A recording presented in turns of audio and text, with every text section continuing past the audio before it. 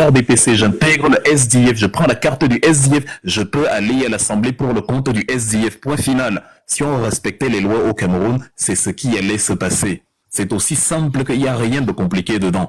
Mais comme on a un adversaire politique du côté du MRC et qu'on a quelqu'un qui ne veut pas quitter le pouvoir, c'est-à-dire Paul Biya, on fabrique, donc on torpille, et on se met à façonner des interprétations qui empêchent le candidat de l'opposition de se déployer. Mais dans l'esprit, c'est exactement de ça qu'il est question. C'est-à-dire, je peux quitter. Et c'est aussi pour ça donc un élu peut quitter du RDPC, du SDF, du PCR, de ce que vous voulez, devenir membre du MRC, et à partir de là, le MRC a des élus. C'est la même mécanique que celle des parrainages. Quand on dit qu'il faut recueillir 300 parrainages, soit si tu n'as pas de parti politique, tu peux recueillir le parrainage d'un conseil, d'un conseiller municipal, d'un député, d'un chef traditionnel de premier degré, d'un sénateur, voilà. Or, les sénateurs, tu ne fais pas partie d'une formation politique la même que la leur. Ils n'ont pas été élus avec toi dans quoi que ce soit, mais ils t'ont donné justement leur force. Toi qui n'as pas de formation politique, toi qui es un candidat libre, ils t'ont donné leur force et à partir de là, tu peux te présenter comme candidat. De la même manière, si tu as un parti politique et que tu as maintenant l'une de ces personnes qui intègre ton parti politique, ça te fait un élu. Et avec un élu, tu peux porter un candidat à la présidence de la République. Parce que nulle part dans la loi, et tu as raison de lui demander cela, nulle part dans la loi, il est précisé que il faut que le parti qui a des élus ait obtenu ces élus-là après y avoir participé à une élection législative ou municipale. C'est ça que tu lui as posé, non, si j'ai bien entendu. Oui, oui, c'est ça, exactement. Parce que la loi ne l'interdit, et tu as raison, la loi ne l'interdit nulle part. C'est les caprices et les bifurcations du RDPC qui vont créer une loi dans leur tête. C'est la même chose que l'ambassadeur a fait à Bruxelles, à Paris, à Berlin, où ils se sont levés un matin et ils ont dit il faut la carte de séjour pour s'inscrire sur les listes électorales. Ce n'est pas la loi là-bas, c'est les folies des individus qui travaillent pour Paul Biya. Mais la loi ne l'a dit nulle part. La loi a précisé le document qu'on demande et c'est la carte consulaire. Ça s'arrête là. Comme on est dans un pays gouverné par des araignées, elles se sont levées et se sont mis à arpenter les murs et ont décidé que bon, maintenant ce sera la carte de séjour. Où est la loi qui dit qu'il faut la carte de séjour? Il y a même un sorcier qui nous a présenté un communiqué. On est en train, vous l'appelez comment, Brico, qui a fait justement du bricolage. Il nous présente un communiqué, il dit, voici le communiqué de l'ambassadeur. Et que normalement, comme l'ambassadeur a fait le communiqué, les gens sont censés savoir que maintenant il faut la carte de séjour. Et moi-même, je suis allé avec la carte de séjour. Bon, il y a la loi, il y a une loi au Cameroun. Celui qui a le pouvoir régalien, celui qui a le pouvoir suprême de décréter ce qu'il faut et qu'il ne faut pas, c'est-à-dire, il y a eu un projet de loi qui a été adopté par l'Assemblée nationale le 13 juillet 2011 et le président qui a donc la primauté de la signature a signé la loi le 8 août de la même année pour dire que oui, au nom du Cameroun, je confirme que la loi qui a été adoptée par l'Assemblée nationale du Cameroun et qui demande uniquement la carte consulaire, je confirme que moi, le président qui incarne les institutions, j'approuve la loi. C'est là que c'est légal. Mais maintenant, les gens se lèvent un matin parce qu'ils ont vu qu'un parti d'opposition peut les mettre en difficulté et décident que non. Nous, maintenant, on fait le communiqué. Donc, le communiqué est devenu plus fort qu'un décret, qu'un projet de loi émanant de l'Assemblée nationale, c'est-à-dire de la volonté générale des Camerounais et signé par le garant des institutions, le président de la République. Le communiqué d'une ambassade a pris plus de valeur que les lois de la République parce qu'on est dans un État voyou. Et c'est le même état voyou que votre ami Battier. C'est en ce même état voyou qu'il a confiance en vous disant que les décisions de l'état voyou seront pour moi la confirmation que ce qui est fait est bien. Wilfried, bonsoir Wilfried, s'il te plaît, est-ce que c'est possible de revenir sur les conditions qui ont fait entrer le mandat impératif dans notre architecture juridictionnelle? Je ne sais pas si on peut dire ça comme ça. Je sais pas. Il a dû avoir un précédent. Je ne sais pas, je ne suis pas juriste, mais on a simplement voulu, le législateur a simplement voulu donner la possibilité, il n'a pas voulu embrigader les gens dans une formation politique. C'est ça, comme disait Montesquieu, de l'esprit des lois. C'est-à-dire, il y a le texte, mais maintenant, après, il y a l'esprit, c'est-à-dire le contexte. Si le mandat est impératif, par exemple, Quand tu es dans une formation politique, même si la formation politique en question commet des actes de pédophilie ou de je ne sais quoi quelque part, vu que tu es élu de cette formation politique, tu continues de porter le chapeau avec impossibilité de démissionner. Et si la loi avait permis que tu peux démissionner et perdre ton mandat, ça aurait fait un trou dans l'Assemblée nationale. Or, il n'y a pas d'élection. Imagine qu'il y a 180 députés et qu'on dit que le mandat est impératif. Tu as donc la possibilité, tu peux démissionner de ce parti politique, mais tu perds en même temps ton mandat. Ça fait un député en moins et ça diminue les forces d'un parlement. Or, le nombre de députés doit toujours être équivalent à ce qui est prévu par les textes régaliens. Donc, le législateur a coupé la poire en deux en disant, tu as la possibilité de démissionner, mais en même temps, ta démission ne fait pas un trou dans les sièges de l'Assemblée. Ça ne diminue pas le nombre d'élus à l'Assemblée nationale. Le nombre d'élus reste le même, mais tu jouis de la non-impérativité du mandat, en ce sens que tu peux démissionner d'un parti politique dont les aspirations ne sont plus les tiennes. Et tu peux librement, parce qu'on est en démocratie, changer d'avis. Si un citoyen peut changer de parti politique, si un citoyen peut changer de parti politique, le député, le conseiller municipal n'en est pas moins un citoyen. Lui aussi, on doit lui laisser le droit de se dire que non, le parti politique en question ne me convainc plus, je change de formation politique parce que je vois mes intérêts sont mieux partagés ailleurs, et voilà.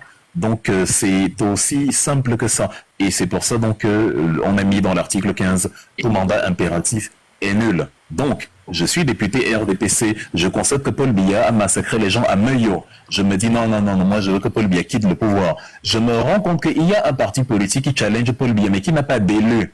La loi me donne donc la possibilité de permettre à ce parti politique de se présenter pour chasser Paul Biya. Parce qu'il ne faut pas que je sois condamné à soutenir Paul Biya. Or, moi, je ne veux plus. C'est pas parce que j'ai été élu pour le compte du RDPC que j'ai l'obligation de soutenir le RDPC pendant les 5 ans à venir. La loi a permis qu'on ne soit pas embrigadé, enchaîné par ce mécanisme. Et c'est ça donc on dit tout mandat impératif est nul. C'est le contraire de la définition que notre ami Batiaye a donnée ici.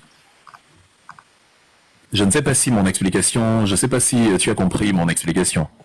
J'ai compris. Parce que je vais ajouter quelque chose sur cette explication-là.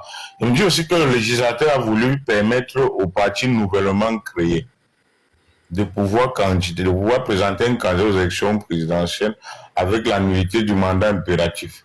Oui, mais c'est comme je viens de dire. C'est pas très loin. C'est comme je viens de dire, un parti politique qui vient d'être créé, qui challenge, et les élections, c'est pour bientôt. Tu peux donner cette force à ce parti politique. Voilà, et ça va aussi en droite ligne avec le fait que on renvoie les élections législatives et municipales. C'est-à-dire que le président de la République a la capacité de renvoyer les élections comme maintenant, comme le cas présent. Au moment, on devrait avoir les élections législatives et municipales avant les élections présidentielles. Mais on a renvoyé. Donc, je pense que le législateur avait anticipé sur ce genre de choses.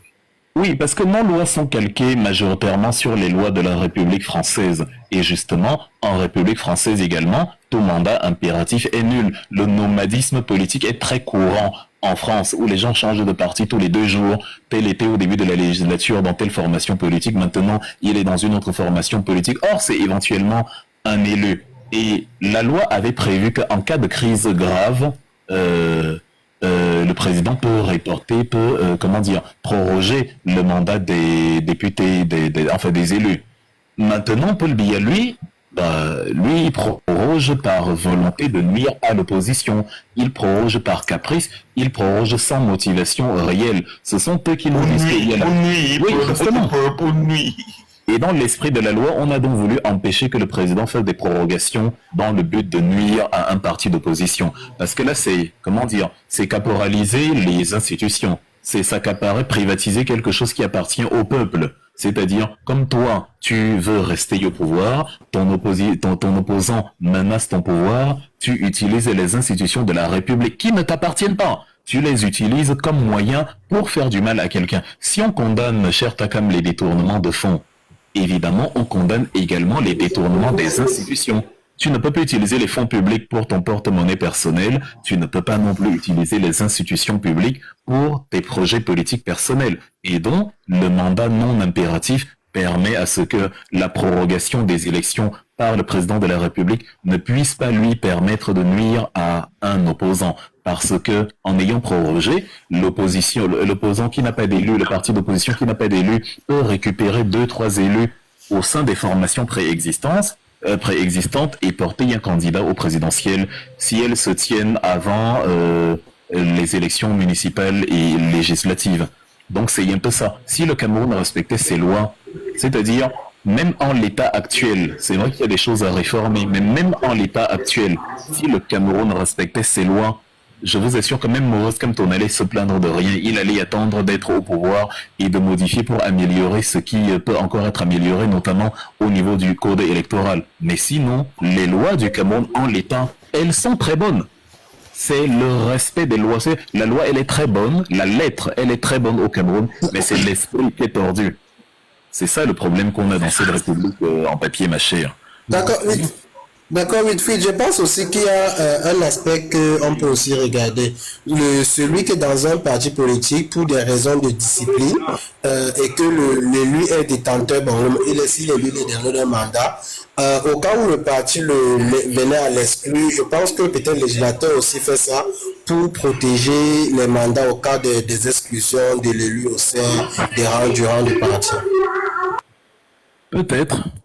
En tout cas, le législateur s'est arrangé à ce que un élu puisse jouir de son mandat électif pendant les 5 années et qu'il ne puisse pas subir d'abus de quelque façon que ce soit, si lui-même éventuellement n'a pas commis un crime irréversible.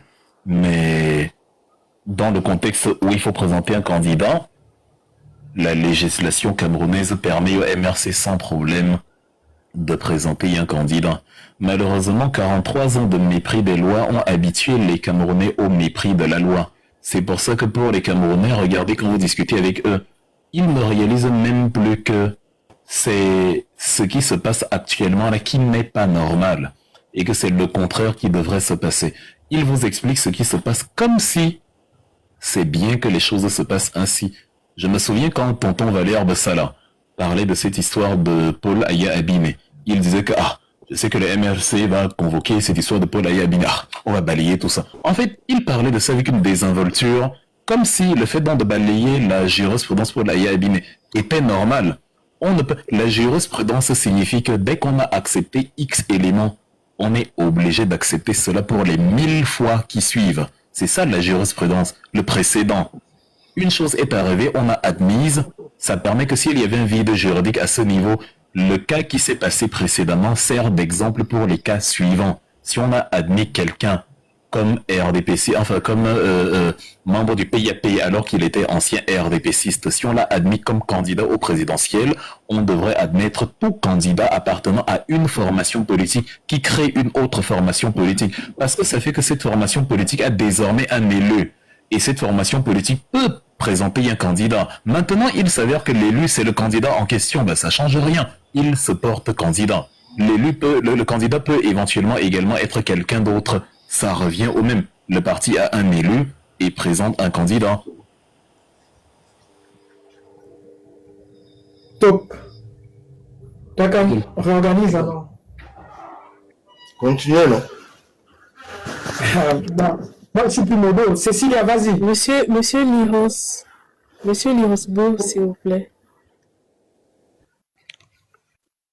Il y a quelqu'un qui ronfle sur votre... Enfin, qui ronflait, ou alors mes oreilles m'ont joué un tour. Monsieur TSK, vous disiez que vous avez une question? De par là? Si. Monsieur Lévy, est-ce que vous avez quelque chose à dire? Oui, bonsoir au panel.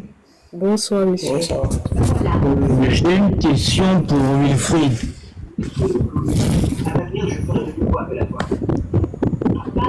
Vous me suivez? Oui. Vas-y, tu peux la poser. Tu peux la poser, chef. Tu peux la poser. Bonsoir Wilfried. Nous sommes tous d'accord sur l'importance d'aller voter. C'est la base de toute démocratie. C'est sur cette mobilisation qu'on mise pour 2025. Mais ces derniers jours, tu as certainement suivi le docteur Franklin Nancy qui a tenu des propos dont je te l'ai jugé la pertinence. Selon lui, tout le monde sait qu'il est quand même totalement inféodé au régime et le pouvoir ne permettra jamais l'organisation d'une élection qu'il pourrait perdre. Donc il affirme que tant que le rapport de force n'a pas changé, participer aux élections ne sert qu'à légitimer un système qui est verrouillé. Et donc pour lui, la révolution doit précéder le vote. Sinon ce serait juste une illusion. Quelle est ton observation sur cette position? Est-ce qu'il existe un vrai chemin vers le pouvoir par les urnes ou faut-il d'abord créer un rapport de force avant toute élection crédible? Et si on part du principe que les mêmes causes produisent les mêmes effets et qu'en suivant le même schéma des sessions précédentes, on aboutira au même résultat, au même hold-up électoral. Et aussi, est-ce que le MRC prévoit une stratégie dans ce sens-là? Parce que nous sommes prêts à nous mobiliser. Donc en fait, c'est ça ma préoccupation. Je suppose que supposons tu es chrétien. Jésus dit dans la Bible, je suis le chemin, la vérité, la vie. Et Jésus dit qu'il va ressusciter le 3e jour conformément aux Écritures. Maintenant, les musulmans, ils pensent que c'est faux. Jésus est un prophète comme un autre et il n'est pas le fils unique de Dieu et il n'est pas ressuscité. C'est un prophète comme Mohammed et comme tous les autres.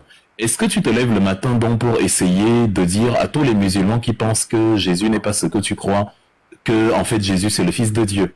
Franklin Nyamsi a son opinion. Pourquoi je dois me lever un matin et comme Franklin Nyamsi a pensé quelque chose, me faire... Franklin Nyamsi pense ce qu'il pense, ça ne m'engage que lui. Mon problème, il est où? Franklin Nyamsi peut même penser que Kamto est le pire personnage qui soit. Il peut penser que Kamto est le meilleur personnage qui soit. Ça reste son avis. C'est un Camerounais qui a pensé quelque chose là-bas quelque part. Moi, je ne suis pas au courant.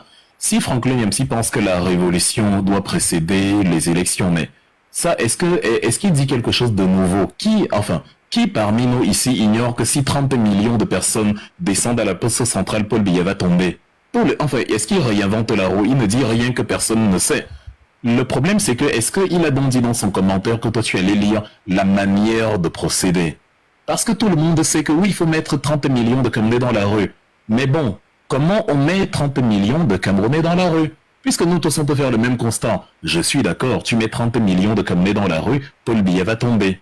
Mais il y a donc quelqu'un qui dit les élections, ne pas aller aux élections va légitimer Paul Biya. Bon, ok. On fait donc quoi? On a déjà boycotté les élections municipales et législatives. On a déjà montré aux Camerounais qu'on peut vivre sans élections. On leur a déjà montré qu'on fait la politique autrement. La politique, c'est la science du quotidien. On défend les droits des citoyens, même matériellement, on soutient, on présente un projet politique. On a montré, on est resté le parti d'actualité sur les 5 dernières années depuis le boycott des législatives et municipales. On est représenté nulle part et c'est quand même nous la principale force d'opposition. Tout le monde voit Maurice Kamto, il se dit même déjà qu'il est déjà président. Il y a qu'à voir comment les artistes l'ont perçu, les comédiens et tout. En fait, tu vois des gens orphelins d'un président, tu vois des gens qui aimeraient et qui auraient bien aimé que ce soit le président qui leur parle comme ça. Donc on a déjà prouvé. Maintenant, on dit, il faut qu'on ait le pouvoir dans la réalité du pouvoir. Et on dit, pour y arriver, voici nos méthodes. Méthode numéro 1. On présente un programme politique, on explique aux Camerounais au quotidien, on utilise les réseaux sociaux pour le faire. Mécanisme numéro 2, on essaye de bousculer l'appareil électoral en lui présentant les lois, en déposant des recours, des plaintes, quitte à ce qu'elles ne prospèrent pas. On le fait quand même. L'histoire retiendra. On a fait. On fait parce qu'il faut faire. Ce n'est pas parce que quelqu'un a cambriolé dans ta maison, il a assassiné tes 2 enfants. Tu vas porter plainte et la plainte n'aboutit pas. Ce n'est pas pour autant que tu vas dire j'ai eu tort d'aller porter plainte. Non, tu as porté plainte parce qu'il fallait porter plainte. Il le faut, c'est la procédure. On t'a commis une injustice, un préjudice, tu as porté plainte, c'est la voie à suivre. Quitte à ce qu'elle ne prospère pas, tu épuises tous les recours imaginables. C'est ce que nous on a fait. Ça, c'est le 2e mécanisme. Le 3e mécanisme, c'est que, évidemment, on incite les Camerounais à répondre à notre appel de fonds pour que nous ayons assez d'argent pour recruter assez de personnes pour aller surveiller les gens dans les bureaux et pour diminuer la probabilité qu'il y ait des manipulations post-électorales. Voilà les mesures que nous on met sur pied et on se bat dans ça tous les jours. À côté de ça, tu as quelqu'un qui lui ne fait aucune de ces mesures et qui se contente de dire que ça ne va pas fonctionner, il faut la révolution. Mais même donner la méthode de matérialisation de la révolution, il ne la donne pas. Qu'est-ce que tu veux qu'on fasse? Tu as quelqu'un qui essaye, quitte à ce que ça n'échoue pas. Tu as une autre personne qui sait que ça ne va pas marcher, mais qui n'arrive pas à dire ce qu'il faut pour que ça marche ou à montrer comment lui, il réalise dans ce qu'il faut. Donc, c'est un peu le paradoxe là-dedans. Nous, on fait déjà, ça ne va peut-être pas marcher, mais au moins, on fait. D'autres se contentent de commenter et même dans la méthode qu'ils proposent, ils ne nous disent pas comment faire pour que la méthode fonctionne. Je veux bien mettre 1000 Camerounais fois 1000 fois 1000 fois 1000 dans la rue pour renverser Biya. Comme on a renversé Yanukovych en Ukraine en 2014, comme on a renversé Morsi en 2011, comme on a renversé Ben Ali, comme on a renversé Ceausescu, etc., etc. Je veux bien. Mais quelle est la recette? Il faut que la personne... C'est ça qui est... Parce que non, se mouille, on est là-dedans. Il faut que la personne qui dit donc voici ce qu'il faut faire, aille faire. J'ai vu quelque part notre oncle Franklin Nyamsi se réjouir du fait que bon, quand il dit les vérités aux Camerounais membres de l'opposition, les membres d'opposition deviennent hystériques. C'est ça donc qu'on appelle, il ne le remarque pas, se tromper de combat. Ton combat c'est lequel? Dire la vérité à l'opposition et être le seul qui a donc découvert la vérité, qui a acquis l'illumination parce que tu es plus intelligent que tout le monde, mettre donc les partis d'opposition en ébullition ou bien à renverser Paul Biya.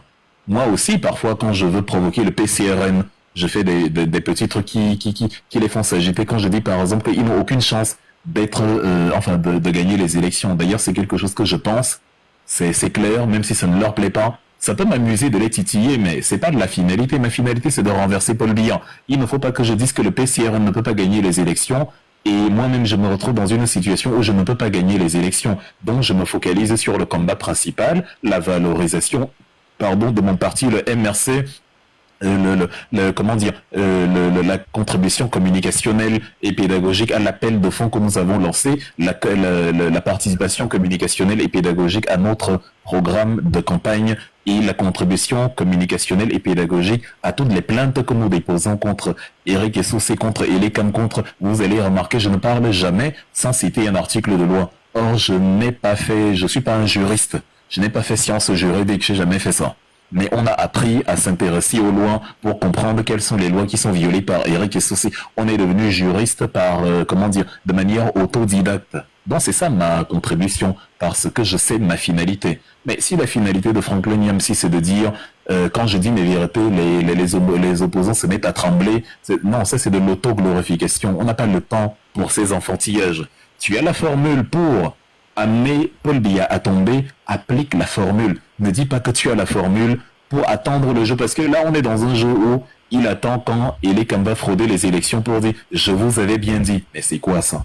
Si c'est ça la finalité de quelqu'un, ça ne vaut pas la peine. Tu n'es pas là pour dire « je vous avais bien dit ». Tu es là pour empêcher justement que tu aies raison. C'est comme quand j'écrivais mes textes sur le conflit russo-ukrainien.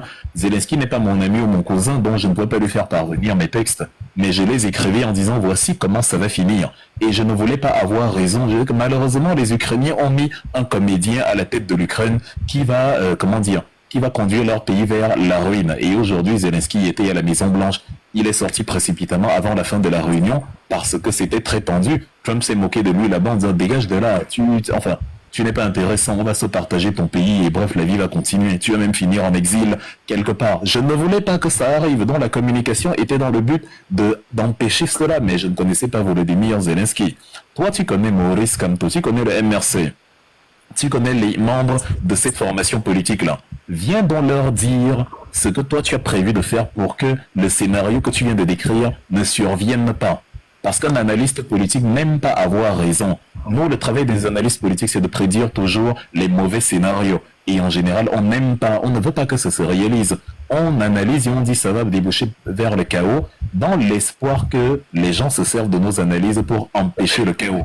Pas pour dire, regardez, j'avais raison, voici le chaos. Juste pour l'auto-glorification personnelle. Moi, on fait déjà, et je t'ai dit en 3 temps, je résume, on fait des appels de fonds pour surveiller les 26 000 bureaux de vote, 6 milliards. Ça va nous permettre de faire cela. Donc, on a les mécanismes de surveillance, on va mettre des gens et des moyens logistiques pour surveiller que les votes soient vraiment ce que ça doit être. On a le mécanisme pédagogique, on ne veut pas que les Camerounais votent pour nos beaux yeux, et on veut qu'ils votent pour le programme politique. Et de 3, on a le mécanisme juridique où on amène les Camerounais à s'intéresser à toutes les lois qui sont violées par Elekam. Peut-être que c'est avec ça qu'ils vont se réveiller et dire « trop c'est trop, vous violez trop les lois, vous », et qu'ils vont donc descendre dans la rue. Mais à côté de ça, tu as quelqu'un qui se limite à dire « il faut descendre dans la rue, c'est la révolution qui va, c'est bien. Toi, tu fais quoi alors? Parce que nous, le travail qu'on fait est déjà énorme.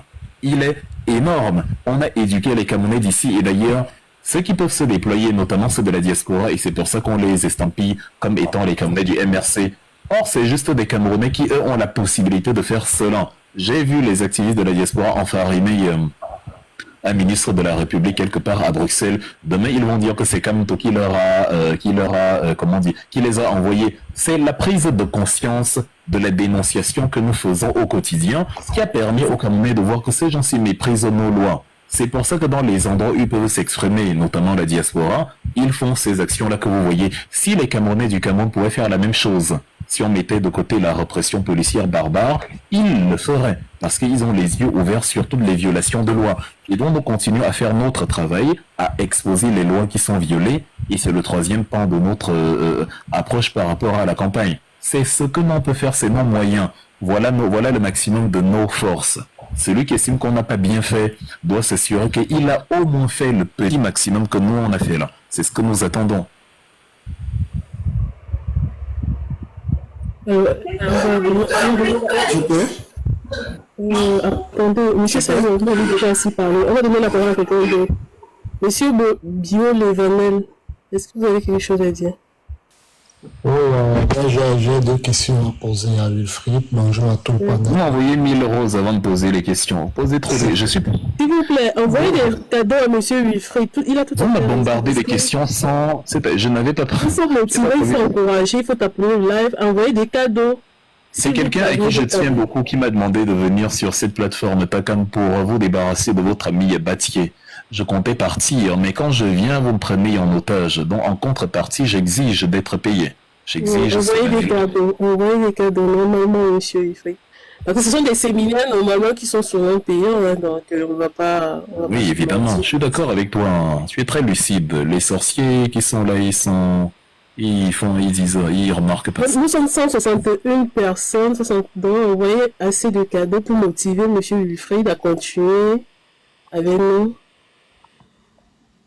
Tapotez le live aussi, s'il vous plaît. En tout cas, en une phrase, pour résumer ce que j'ai, en une seule phrase, c'est la phrase de Maurice Kamto, cher frère. Maurice Kamto a dit, c'était lors de sa conférence du 14 novembre, que mon objectif c'est d'épuiser toutes les voies légales pour faire plier les fraudes électorales des LECAM, quitte à ce que les procédures ne prospèrent pas. C'est aussi simple que ça. C'est-à-dire, mon objectif, c'est de faire tout ce... Il faut que quand l'histoire va évoquer le nom Maurice Kamto, que l'histoire ne demande pas, mais pourquoi il n'avait pas fait ci, ça, ça?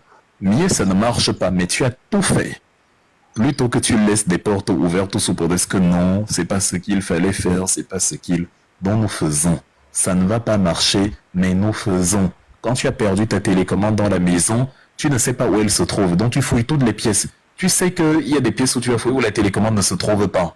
Tu sais qu'il y a des pièces où tu vas fouiller en mode perte de temps parce qu'elle est peut-être à la cuisine, mais toi tu fouilles dans la chambre. Tu sais en fouillant la chambre qu'il est possible que tu ne la trouves même pas. Mais tu essayes quand même, tu te donnes une chance. Même si tu sais que peut-être que tu gaspilles ton énergie pour rien parce qu'elle n'est même pas dans la pièce. Nous faisons exactement la même chose. Monsieur, vous permettez qu'on vous pose encore une question? Oui, quand faut y aller. Ok, monsieur Biologue. Allô? Oui.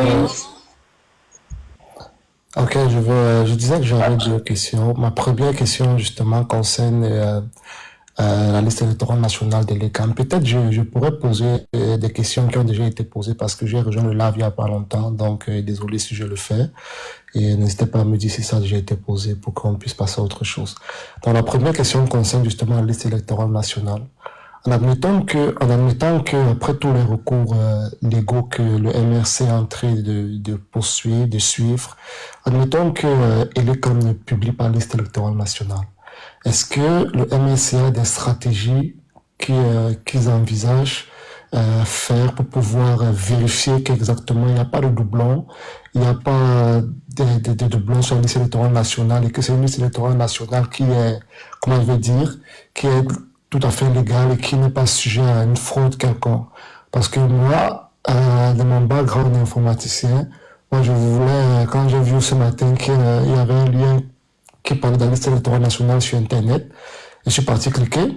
Malheureusement, ça ne passait pas du tout parce que moi, je voulais trouver des moyens de soumettre une liste à quelques algorithmes informatiques ce soir pour vérifier s'il y a des doublons. Donc, est-ce que le MRC a des stratégies pareilles a des stratégies mises en place, pas pareilles, des stratégies qu'ils envisagent pour vérifier qu'il n'y aura pas de doublons sur le fichier électoral national, même si elle est quand même publiée par la liste électorale nationale. Ça, c'est le premier volet de la question. La deuxième question, ça concerne encore une fois ça concerne la vérification ou bien la surveillance des votes. Admettons que le MRC réussit à avoir ses représentants dans tous les bureaux de vote. Moi, je pense que ce qui pourrait être fait, par exemple, c'est que chaque représentant filme, prend en photo le décompte des votes et tout ce qui se passe. Mais quand vous dites que le Conseil constitutionnel ne considère que, comment on appelle ça, les procès-verbaux départementaux, si je ne me trompe pas.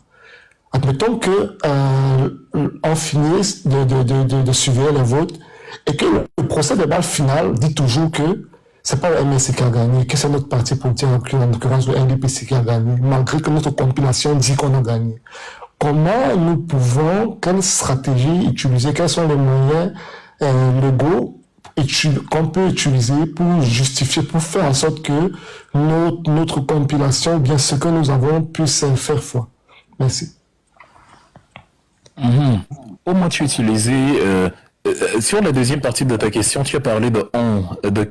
On, c'est qui en fait? Le Quand on que tu... on le dit tous ceux qui veulent le changement au pays, en fait, c'est ça. Ok, c'est bien, parce que ça, justement, rectifié en fait un problème que j'avais observé dans la première partie de ta question, parce que tu demandais les stratégies du MRC. Et quand je viens souvent dans les panels comme ça répondre aux questions, j'ai remarqué qu'il y a un schéma de questions qui se répète très souvent, c'est-à-dire les gens viennent, ils évoquent un problème, ils décrivent bien le problème, et après ils se mettent confortablement dans le fauteuil et ils disent, bon, qu'est-ce que le MRC a prévu pour régler ça? J'appelle ça des questions lâches, c'est-à-dire on évoque un gros problème, après, on balance la question, la résolution au MRC. Il est important de préciser qu'à aucun moment ce n'est la responsabilité du MRC de faire ça. À aucun moment, ni du point de vue de la loi, ni du point de vue, c'est-à-dire la surveillance des votes, là, c'est tout ça là, c'est pas le devoir du MRC, sinon on pourrait demander cela à tous les autres partis politiques. C'est-à-dire, non, c'est simplement notre volonté de ne pas voir la tricherie se passer. Mais en fait, chaque Camerounais devrait surveiller le vote là où il se trouve. Chaque Camerounais pourrait prendre une vidéo là où il est allé voter, prendre le powerbank, 2 téléphones, filmer pendant toute la journée pour que parce que le décompte se fait immédiatement là. Donc, quand tu dis le PVDL comme fait foi, c'est vrai. Mais au moins, mais en même temps, il y a les vidéos que tu peux prendre. Les vidéos sont une preuve irréfutable de ce qui s'est réellement passé. Donc, si le PVDL Kamné, il est 8 voix pour Paul Biya et 2 pour Kamto, alors que dans la vidéo que vous avez prise sur les lieux, il y a 10 voix pour Kamto et 0 pour Paul Biya, évidemment, on ne peut pas faire prévaloir l'argument selon lequel le PVDL Kam fait foi, parce qu'on dispose d'une pièce à conviction. C'est pour ça qu'il est important d'aller surveiller les bureaux de vote, parce que au moins, on a une véritable pièce à conviction à présenter. Il faudra que Eli Kam nous dise sur la base de quoi il a mis 8 voix à Paul Biya et 2 à Kamto. Or, on voit bien dans les enregistrements pris le jour J, comment au niveau du décompte, il y a eu 10 voix pour Kamto et 0 pour Paul Biya. Ça facilite en fait. Ça facilite la défense du vote. C'est pour ça qu'on a mis sur pied le mécanisme IVSD, l'inscription, le vote, la surveillance et la défense. Tu t'inscris, tu as une carte d'électeur, maintenant tu vas voter. Étape numéro 3, tu surveilles, tu fais dans ta vidéo, tu vois comment les élections se sont passées, tu vois le décompte, tu as bien assisté, tu as tout filmé. Et évidemment, si on te dit après que dans ton bureau de vote, Paul Biya a eu 10 voix contre 0 pour Kamto, alors que tu as dans ta pièce à conviction la preuve irréfutable que c'est l'inverse, ben, l'élément là permettra de confondre. Et les comme au tribunal, malgré leur roublardise, il y a quand même une échelle de tricherie qu'ils ne peuvent pas supplanter. Ils ne peuvent pas expliquer que Paul Biya a eu 10 voix sur la seule base d'un papier, alors que les enregistrements pris ce jour-là, qui filment tout le décompte, montrent bien que Paul Biya a eu 0 voix. Donc c'est ça qui est important à ce niveau. Maintenant, au niveau de la liste électorale A, c'est un peu comme je disais, c'est en principe pas le rôle du MRC, mais nous avons endossé ce rôle de surveiller, en fait de pousser Eli à publier la liste électorale. Normalement, chaque Camerounais pourrait y aller déposer plainte contre Eric et Soussé pour cette histoire de liste électorale, car c'est une violation de l'article 80 contre tous les Khmers, donc ce n'est pas une violation de la loi contre le MRC. On prive les Camerounais d'avoir accès à la liste électorale. J'ai vu certaines personnes dire que elles sont allées regarder et chacun ne voyait que son nom. Donc genre, tu ouvres le site, je sais pas trop comment ça se passe, je ne suis pas allé voir. Donc les gens disent, tu ouvres le site, tu fouilles le truc, bon, il y a ton nom, mais tu ne vois pas les autres noms. Ça fait que tu ne peux pas savoir s'il n'y a pas de doublon. Peut-être qu'il y a ton nom 6 fois dans d'autres antennes, bref.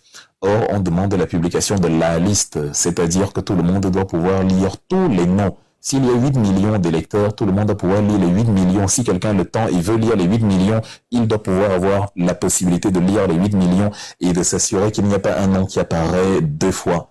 Donc, c'est un peu ça qui est prévu par l'article 80, la publication de la liste électorale. Il y a un retard dessus, elle aurait dû être publiée il y a 2 mois. Ça n'a toujours pas été, enfin, oui, il y a 2 mois, 30 décembre, on est le 28 février, ça n'a toujours pas été fait. Nous, on a déposé une plainte. Bon, ils ont fait ce qu'ils ont à faire, mais c'est parce que nous, on a déposé une plainte. Les autres Camerounais nous regardent comme si, voilà. Or, si tout le monde allait déposer, si les organisations de la société civile, si les associations, parce qu'on est tous des citoyens, et tout le monde peut déposer plainte devant une violation de loi. C'est la responsabilité du citoyen, puisque c'est une loi qui concerne le citoyen. En tant que citoyen, tu as le droit, le devoir même, d'aller porter plainte contre quelqu'un qui t'empêche de voir si tu peux aller candidater ou pas.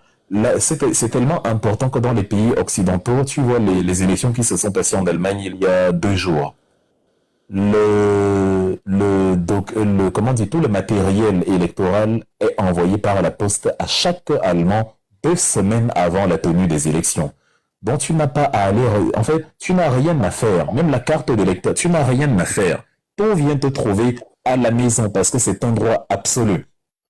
Et maintenant, tu as la possibilité de voter par correspondance 1 semaine, plus une dizaine de jours avant la tenue des élections. Aux États-Unis, c'est un peu pareil, parce qu'il y a des gens qui voyagent, qui ne sont pas là, qui ne peuvent pas aller dans l'urne. Donc, tu remplis une enveloppe, il y a tout le matériel, tout le kit, tout vient par la poste. Tu as le choix, soit tu gardes les trucs à la maison et tu vas voter le jour J, soit tu remplis, tu fais tout, tu refermes l'enveloppe, tu vas déposer dans la boîte aux lettres du truc. Et c'est expédié, c'est expédié et après au service compétent parce que c'est un droit absolu qu'on confère à chaque citoyen. Mais au Cameroun, on enlève ce droit-là aux citoyens et tellement les citoyens ont oublié que c'est un droit, ils ont tout remis entre les mains d'un parti politique. Et quand on va porter plainte contre Eric et Saucé, non seulement les gens nous regardent faire et ne font rien, mais les gens disent même que bon, ça ne va pas fonctionner. Ah, vous savez comment ce régime, est-ce qu'on a donc tous essayé? Est-ce que tout le monde est allé déposer plainte et ça n'a pas fonctionné? Quelqu'un m'a parlé tout à l'heure de Franklin Nyamsi, par exemple. Franklin Nyamsi a une audience énorme, mais visiblement ces derniers temps, il passe le temps à expliquer comment les voies utilisées ne vont pas fonctionner. Avec l'audience qui est la sienne, s'il avait incité aux inscriptions sur les listes électorales, ça aurait fait une audience de plus. Quitte à ce que ça ne fonctionne pas, au moins tu as essayé.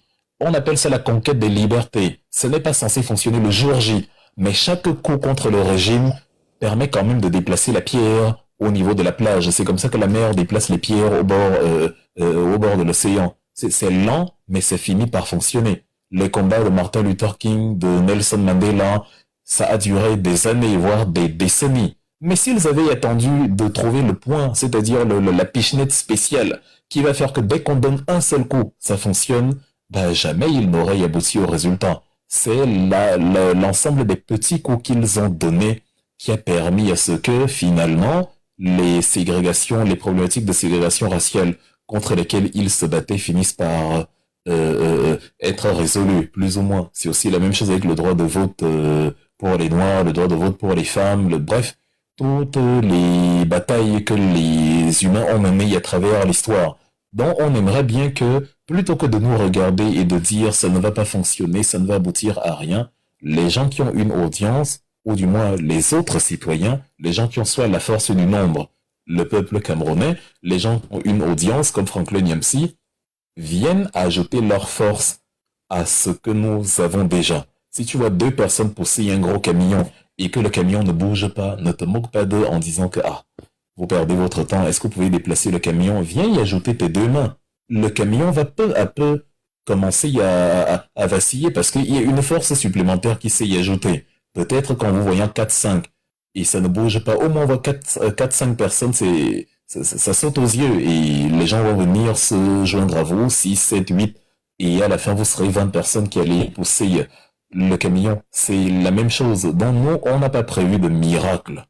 Quand vous demandez les stratégies, il n'y a pas de stratégie miracle. La stratégie, c'est la mobilisation populaire. En effet, on n'est pas contre Franklin Nyamsi sur la solution qu'il donne. Ce qu'on est en train de lui dire, c'est que nous, justement, ce qu'on est en train de faire, c'est les méthodes que nous on a trouvées qui peuvent amener vers cette solution-là.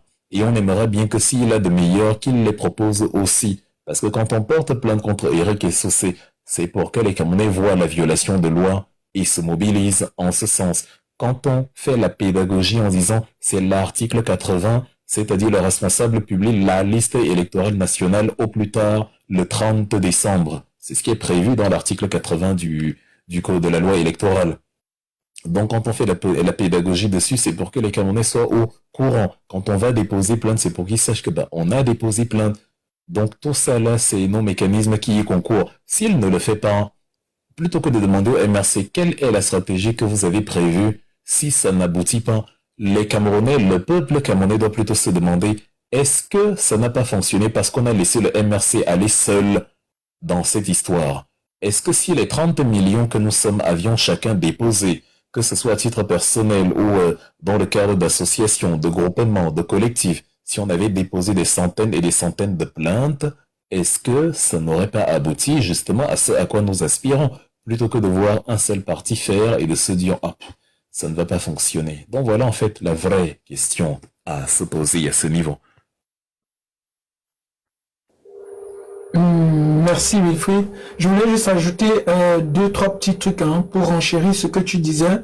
En réalité, en grosso modo, pour répondre à la question du compatriote, il en ressort que les responsabilités nous incombent nous tous. Le MSC n'est pas, c'est pas le MSC qui va prendre un bâton comme ça et dire allez les gars sortons et on va sortir. Voilà.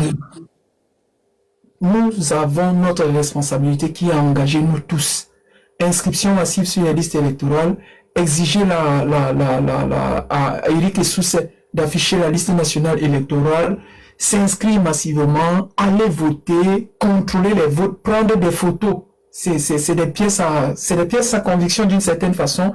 Et après les résultats, chacun prend ses responsabilités. Des vidéos, des lives même de préférence. Des lives, fait des trucs en direct parce que dans le live, c'est facile. Vous savez que si on te brutalise, si au moins c'est filmé en live, si tu fais la vidéo, tu vas la publier plus tard, on peut t'arracher ton appareil entre-temps. Et donc les lives, par exemple, sont très bons. Pendant le décompte, tu fais un live au moins, c'est enregistré, ça va rester. Genre sur Facebook, où les gens assistent avec toi au décompte.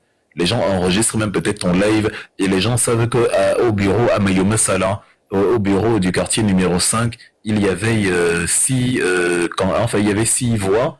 Et Paul Biya a remporté une, Moros Kamto en avait 5, et voilà, donc Kamto a gagné à Mayome Sala. Et à partir de là, le peuple peut lui-même faire le décompte, à partir de tous les bureaux, c'est-à-dire que quel que soit ce que la loi dit sur Elecam, si tu as toutes les vidéos, où tu peux compter toi-même, même le dernier des idiots pourra compter les voix et savoir qui a gagné. Parce qu'on aura les vidéos de tout, on a 26 000 vidéos, c'est rien ça. 26 000 vidéos, c'est rien du tout. On aura donc 26 000 vidéos sur 26 000 bureaux de vote. On va faire le décompte et tout le monde saura, avant même les 2 semaines que Elecam prend souvent pour publier les résultats, on saura déjà exactement qui est-ce qui a gagné et combien de voix il a obtenu. C'est un peu ça là. C'est pour ça que nous sommes à fond derrière quand on dit l'appel de fond, quand on dit il faut contribuer. Si un parti politique vous dit qu'il est le messie, qui a la solution à vos problèmes, il fait du charlatanisme. Nous, on essaie d'être crédible et on dit non, on n'a pas la solution miracle. On vient avec justement le message selon lequel c'est tous ensemble que nous allons régler le problème. Chacun doit contribuer comme il peut. Nous, on a un parti politique, on a mené un programme politique, on a mené un candidat, on a mené une plateforme de collecte de fonds, on a mené une plateforme logistique de répartition de tout ça là. Maintenant, le peuple camerounais nous soutient avec ses fonds, le peuple camerounais nous soutient avec les volontaires qui vont être les scrutateurs, les mandataires dans les bureaux de vote en fonction de leur lieu de résidence. Et voilà, et nous allons compter, on va compiler ça tous ensemble et on va compter. Donc, chacun pourra compter. C'est-à-dire, on va mettre sur une plateforme où les bureaux de vote, les enregistrements, les vidéos prises vont être compilés et à partir de là, on va faire le décompte de tout. On va dire, ok, à Ngarbo, voici, dans le Bialem, à Bamenda, à Boyab, je caricature, bref, en tout cas, partout où le vote sera tenu, on pourra faire justement la compilation et on dira que on n'a pas besoin de l'ECAM pour quoi que ce soit ici. Voilà les faits, toutes les vidéos, voilà, on voit bien qui a voté pour qui a gagné. C'est l'avantage d'être en 2025. Ça n'avait pas été prévu par les organes de fraude électorale de Paul Biya. Ça fait que même avec la configuration actuelle, même avec le refus de publier la liste électorale, même avec toute la manipulation que fait Eric Essocé, si on a des personnes qui vont surveiller dans chaque bureau qu'il n'y ait pas de doublons, qu'il n'y ait pas de manipulation, qu'il n'y ait pas de trucs bizarres, de coups bas, et qui peuvent ramener justement tout le matériel, ou du moins qui peuvent mettre en ligne tout le matériel, on va compter carrément, de manière banale comme au quartier, combien de voix chaque candidat a obtenu dans chaque bureau de vote. Et la loi pourra dire, ils pourront donc réciter ce qu'ils veulent. Le bureau de l'ECAM fait foi. Ah non, le procès verbal de l'ECAM ne fera jamais foi s'il attribue une voix à Paul Biya dans un bureau où il a eu 0. Ah, pas du tout. Donc, il faut le faire. Il faut déjà le faire. Moi, je préfère que l'histoire retienne qu'on avait fait. L'histoire retient ceux qui osent, pas ceux qui ne font rien parce que ça n'allait pas marcher. Tu fais d'abord. Maintenant, comme tu as fait, tu sais que ça n'a pas marché. Parce que celui qui ne fait pas, sous prétexte que ça ne va pas marcher, on va lui en vouloir de n'avoir pas fait. Ça s'appelle l'omission politique. Or, il faut agir.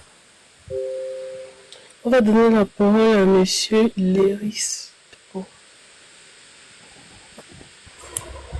Oui, j'avais la parole tout à l'heure. Wilfried a déjà répondu à toutes mes préoccupations.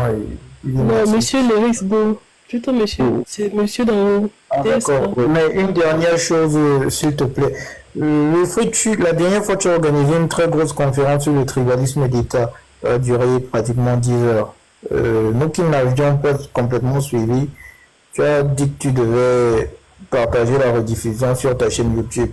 Ces derniers jours, j'étais sur la chaîne et malheureusement, j'ai pas trouvé la rediffusion du live. Donc, je ne sais pas si c'est en cours alors.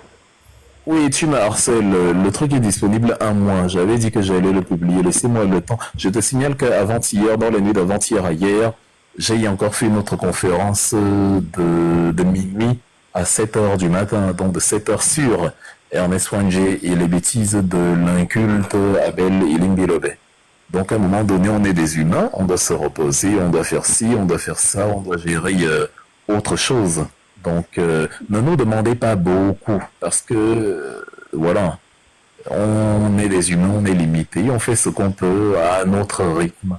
Donc je vais le faire et voilà, je vais le faire quand ça sera possible. En plus, je dois organiser, nous avons l'Assemblée Générale en Suisse dans une semaine. Il faut aussi préparer cela. Bref, le programme, il est chargé. C'est pas possible de toujours tout faire en 24, 48, 72 heures. D'accord, je comprends. C'est tout à fait normal.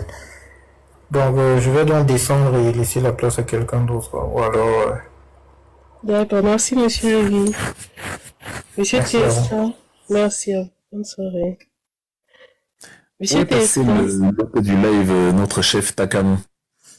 Il est allé se coucher ou... Monsieur Takam, vous êtes là ou pas? Monsieur Takam? Je pense qu'il s'est absenté. Monsieur Takam? Takam aime bien quand il y a un biaïste têtu et énervant. Il aime bien échanger avec ces gens-là. C'est lui, celui qui pense quoi. J'aime quoi. On te cherchait en fait, on s'est dit où est-ce que tu es passé et je disais que toi tu aimes bien quand il y a un biaïste énervant qui est là. Tu peux débattre avec toute la journée en fait. Il y a un biaïste énervant aussi. Non, il n'est pas là justement, c'est pour ça que tu es parti. C'est ça qu'on a dit, toi tu aimes bien être présent quand il y a un biaïste ou un neutrard ou un PCRNiste qui soutient Paul Biya sans le dire. Bref, quand il y a un individu énervant, là, tu as énormément de patience pour ces gens-là. Quand ils ne sont pas là, tu t'ennuies, en fait. C'est ce qu'on ouais. Bon, j'aime bien, je veux bien comprendre. Je comprends toujours pas. Il y a une question que je comprendre. Tu ne les comprendras jamais. Je comprends pas comment le PCN réussit. Il y a une alliance incestueuse, une relation incestueuse entre le PCN et le RDPC. Ils réussissent toujours à s'associer pour tirer sur le MSC. Je ne comprends pas. Même aujourd'hui, j'ai posé la question là, aucun ne répond. Tu ne les comprendras jamais. Tu n'as pas vu le Parti socialiste en France quand la France insoumise posait la question que mais comment vous dites que vous êtes de l'opposition? Il y a un budget qui est voté dont vous n'êtes pas d'accord. On met une motion de censure pour sanctionner le gouvernement et vous votez contre la motion de censure. Donc on vous donne la possibilité de vous opposer au gouvernement. Vous ne vous opposez pas. C'est ça qui crée la rupture de la coalition de l'opposition entre comment ça s'appelle, le nouveau Front populaire et le Parti socialiste. Entre la France insoumise, la coalition Nouveau Front populaire, Parti socialiste, bref. C'est un peu ces gros points d'interrogation là qu'on a souvent. À un moment donné, tu te dis, peut-être que depuis le début, les gens étaient de connivence, mais venaient avec l'étiquette de parti d'opposition. Quand tu mets ça dans cet ordre, tu comprends. Mais si tu te dis que c'était d'abord des partis d'opposition, mais maintenant ils sont de connivence avec le pouvoir, c'est clair que tu ne vas rien comprendre.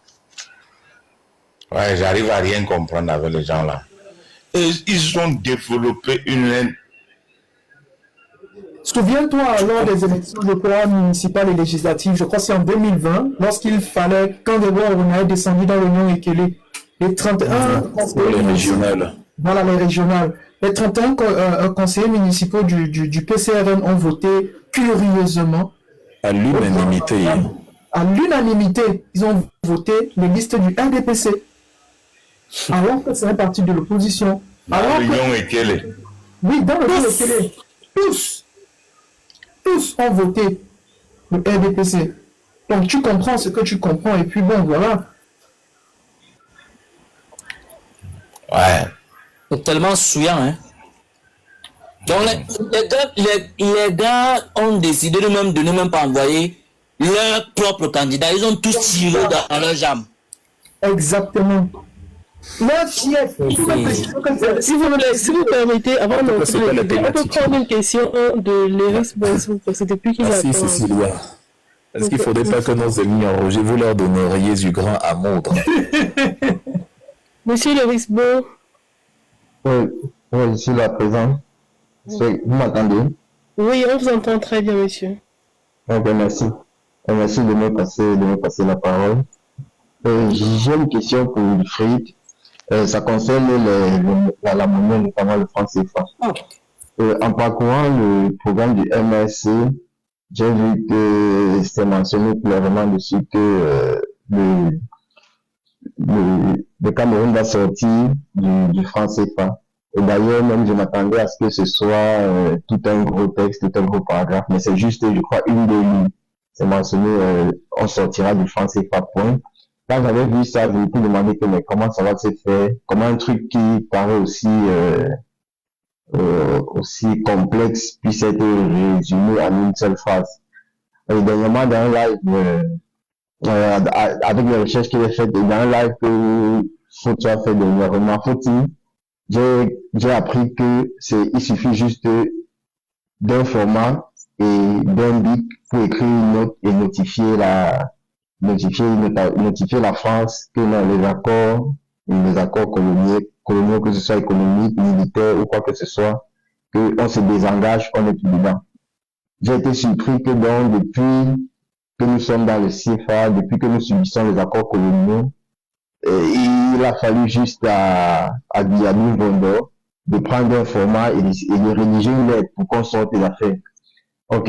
Ceci dit, je continue à me poser des questions sur comment ça se matérialise de façon pratique sur le terrain, parce que je suppose que c'est pas, même si la notification est faite, ce n'est pas du jour au lendemain que toute la monnaie CFA est retirée peut-être du pays ou bien de la sous-région et qu'une autre monnaie fasse son entrée. Donc, je ne sais pas si Wilfried peut nous éclairer sur la procédure pratique depuis la notification jusqu'à l'application sur le terrain, jusqu'à la possession sur le terrain de la nouvelle monnaie. Donc, c'est ça ma question, merci. Tu voulais que tout ça soit écrit dans notre programme? Non, je veux pas que ce soit écrit. Non, pas que ce soit écrit, mais peut-être si tu as des connaissances par rapport à comment la notification est faite et maintenant quelles sont les étapes, les procédures jusqu'à ce qu'on ait la nouvelle monnaie, si elle peut parler comme un Camerounais en main, dans la circulation. Là, tu mélanges la planche à billets et la sortie du franc CFA. C'est pas tout à fait la même chose. On sort du franc CFA, c'est une chose, ça concerne nos relations avec la France. Et maintenant, après la planche à billets, ça nous regarde. On achète le matériel, on réunit les émissaires des autres pays qui veulent bien que notre monnaie soit arrimée à leur devise, à leur monnaie, pardon, qui sera donc pour nous une devise. On définit l'apparence des billets, on définit la valeur des billets. Ça, ce sont des détails, évidemment, qu'on ne peut pas mettre dans le programme politique. La procédure qui est importante, celle qui est décrite dans le projet de société du MRC, c'est celle qui concerne la monnaie elle-même et le fait qu'elle nous tient par le cou depuis le 26 décembre 1945. Pour sortir du franc CFA, effectivement, il suffit de notifier. Et ça ne doit pas te surprendre que Paul Biya n'ait pas fait un truc aussi simple. Je te rappelle que depuis 2006, il y a une loi sur la déclaration des biens, la loi du 25 avril 2006. Pour déclarer ces biens, et elle concerne les membres du gouvernement et tous les acteurs de la fonction publique, surtout notamment les postes les plus élevés. Quand tu entres au gouvernement, quand tu entres dans une administration publique, on doit pouvoir mesurer quelle était ta fortune avant et quelle est ta fortune pendant et quelle est ta fortune au moment où tu quittes le pouvoir et évaluer si tes dépenses cadrent vraiment avec ce que tu encaisses comme salaire. Ça s'appelle l'amplitude financière. On mesure la différence entre ton volume minimal d'argent quand tu arrivais et ton volume moyen quand tu es maintenant au pouvoir. Donc, Paul Biya, il suffit de signer, de ratifier parce que ça a déjà été posé sur la table, il suffit d'une signature et c'est fini. Nous sommes en 2005, on sera bientôt en avril, c'est depuis le 25 avril 2006, on est en 2025, ça fait 19 ans. Normalement, il faut 19 secondes pour chercher son stylo, poser le papier sur la table, signer, remettre le papier dans le classeur, donner à son secrétaire et aller publier au journal officiel. Mais ça fait 19 ans, il ne l'a pas fait. Ne t'étonne donc pas que ça fait 43 ans, il n'est pas sorti du CFA. Parce que déjà, il n'a pas prévu de sortir. Sortir du CFA, ça veut dire gérer une monnaie de manière indépendante, avec tous les aléas que ça comporte. Lui, il n'aime pas, il veut la facilité, entre guillemets. Une facilité qui, en fait, nous coûte cher parce que le prix à payer, c'est quand même la moitié de notre argent qu'on doit déposer au Trésor public français. Le prix à payer, c'est le fait que les variations de la monnaie obéissent aux variations de la monnaie en zone euro, puisque notre monnaie est liée par la parité fixe. Donc si l'euro augmente en valeur aujourd'hui, le franc CFA augmente en valeur et également de manière automatique parce qu'il est lié. C'est comme si tu dis 1 égale 1. Si maintenant 1 augmente et devient 2, 2 sera égal à... Le premier 1 sera égal à 2 également parce que 2 ne peut pas être égal à 1. Si 1 et 1 sont liés, si tu ajoutes 1 d'un côté, tu vas ajouter 1 de l'autre, ça va faire 2 dedans. Si 1 euro égale à 1 franc CFA et que demain les Européens réévaluent la valeur de l'euro, si 1 euro égale à 1 franc CFA égale à 1 dollar, et parce qu'il fait une troisième monnaie pour vous aider à comprendre, 1 euro égale à 1 franc CFA égale à 1 dollar, ça signifie que 1 euro est égal à 1 dollar. Si maintenant les Européens disent que 1 euro est maintenant égal à 2 dollars, étant donné que l'euro et le CFA sont liés, 1 franc CFA également sera égal à 2 dollars. Désormais, donc, la valeur du franc CFA par rapport au dollar va augmenter parce que le franc CFA étant lié à l'euro, il a subi l'augmentation de la valeur de l'euro par rapport au dollar. Or, les pays de la zone franc, peut-être, à cet instant-là, ils ne voulaient pas que la valeur du franc CFA par rapport au dollar augmente.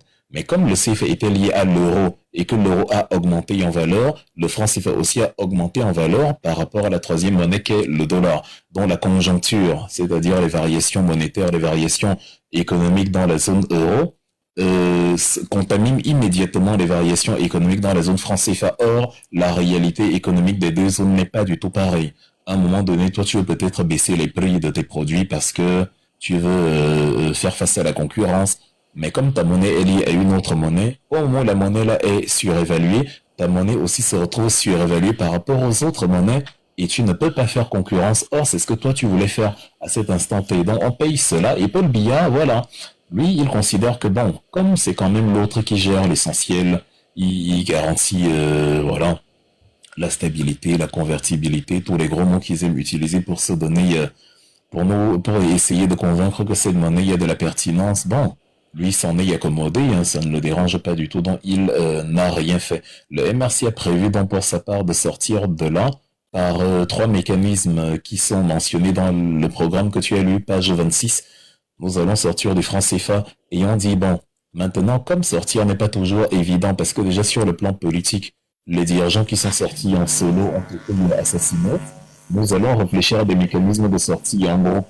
Le premier mécanisme, c'est avec les pays qui utilisent le CFA dans tous les pays de la zone franc, y compris ceux d'Afrique de l'Ouest. Le Mali, le Burkina et le Niger sont en bonne voie actuellement. Ils ne sont pas encore sortis, c'est clair, mais s'ils sortent cette année, ne soyez pas surpris. Ils travaillent ardemment, justement là-dedans, à mettre sur pied les structures, les nouvelles structures. Soit sortir dans le cadre de la sous-région, les 6 pays de la zone CEMAC, si peut-être les pays de la zone UMOA ne sont pas encore disposés à le faire, soit maintenant, en tout cas, ou dans l'absolu, sortir avec ceux qui veulent bien sortir à l'intérieur de notre zone CEMAC, soit sortir en solo si au moment où on veut s'en aller, les autres ne sont pas encore disposés à partir. Voilà les mécanismes qui ont été décrits dans le programme du MRC. Pourquoi? Comme j'ai dit, le premier danger, il est politique. Si tu sors tout seul, est-ce que tu ne vas pas risquer les mésaventures qui sont arrivées à Thomas Sankara, à Sylvanus Olympio, à tous ceux qui ont voulu s'attaquer aux structures du néocolonialisme? Maintenant, bon, on est en 2025, ça ne peut plus se passer exactement de la même manière, mais tu peux quand même avoir quelques ennuis si tu t'en vas comme ça sans protection ou sans avoir essayé de faire une sortie groupée. Le deuxième élément, c'est l'importance économique. On se dit, bah, peut-être c'est plus important, enfin c'est plus intéressant si nous sortons tous en même temps. Ça fait que nous adoptons tous une même monnaie en même temps et on est dispensé du taux de change. Le taux de change, c'est le fait que le Cameroun sort seul du CFA et crée sa nouvelle monnaie. Il y aura la problématique que quand on va aller en Guinée équatoriale, on va devoir changer soit au poste frontière, soit dans les bureaux de change. Et ça va être un peu pénible parce que chaque fois qu'il faudra changer de pays, il faudra changer de monnaie. Et voilà, tu dois aussi laisser une partie quand tu fais le transfert, quand tu fais l'échange. Et c'est problématique. Donc au moins en sortant tous ensemble, on utilise la même monnaie, on est délivré du taux de change. Étant donné que nos économies sont plus ou moins au même niveau, ça va. Il n'y aura pas des pays qui vont tirer les autres vers le bas. En plus, on a l'expérience de la monnaie commune, le fameux franc CFA justement. Donc voilà les deux éléments qui sous-tendent la volonté d'y aller en groupe. Mais maintenant, si les autres ne veulent pas, on y va quand même seul, de un parce que il y a des gens qui ont réussi à aller seuls et qui ne sont pas morts pour autant. Sékou Touré est sorti, enfin il n'a même pas voulu que le colonialisme perdure au-delà de l'indépendance, en Guinée-Conakry en 58. Il a dit à De Gaulle, je dis non de manière catégorique à tout ce que tu veux m'imposer comme paradigme néocolonial. Le fameux référendum initié par De Gaulle en septembre 58, il a refusé. La Mauritanie aussi est partie. Madagascar est parti, le Mali de Modibo Keïta est parti. C'est vrai que le Mali est revenu dans le franc CFA, mais Modibo Keïta était déjà décédé. Les pays d'Afrique du Nord sont partis, la Tunisie, le Maroc, l'Algérie, ils sont partis du franc des colonies. Les colonies françaises dans le golfe du Tonkin, les colonies françaises d'Indochine, le Laos, le Vietnam, le Cambodge, sont également sortis. Bref, il y a des pays qui sont sortis et voilà. Ça a même, comment dire, consacré une nouvelle ère d'autonomie, une nouvelle ère de prospérité. Il y a qu'à voir. Il y a comparé l'état de développement de ces pays-là par rapport au Cameroun aujourd'hui. Donc oui, on peut sortir tout seul et s'en sortir. Maintenant, dans les détails, nous n'allons pas écrire dans le programme que on va sortir le premier jour, il y aura ci, on va sortir le deuxième jour, il y aura ça. En fait, le mécanisme qui nous intéresse est dans celui de la notification, l'article 17 des statuts du CFA, si on peut appeler ça comme ça. C'est-à-dire tu notifies et tu dis à la France que ben moi je m'en vais. Comme on l'a vu avec les bases militaires, tu as vu comment Idriss Déby a notifié à Emmanuel Macron que les bases militaires là ont jusqu'en janvier pour partir. Et avec les médias, avec les réseaux sociaux, avec les technologies de l'information d'aujourd'hui, ce n'est plus facile pour la France d'imposer son agenda. Elle a même essayé avec l'ambassadeur nigérien Sylvain Ité au Niger. Il s'est retrouvé à faire 4 semaines à manger de la nourriture pour chat à l'intérieur de l'ambassade à Niamey parce que les autorités nigériennes ne lui permettaient plus de sortir, vu que s'il sort de l'ambassade, il n'est plus en France, il est au Niger et on va l'arrêter. Donc Emmanuel Macron s'est débrouillé à finalement à courber les chaînes et à dire aux autorités du Niger, ok, j'ai compris, je vais le rapatrier en France. Donc on arrive déjà à imposer nos agendas. On a vu comment Jean-Noël Barrot, ministre des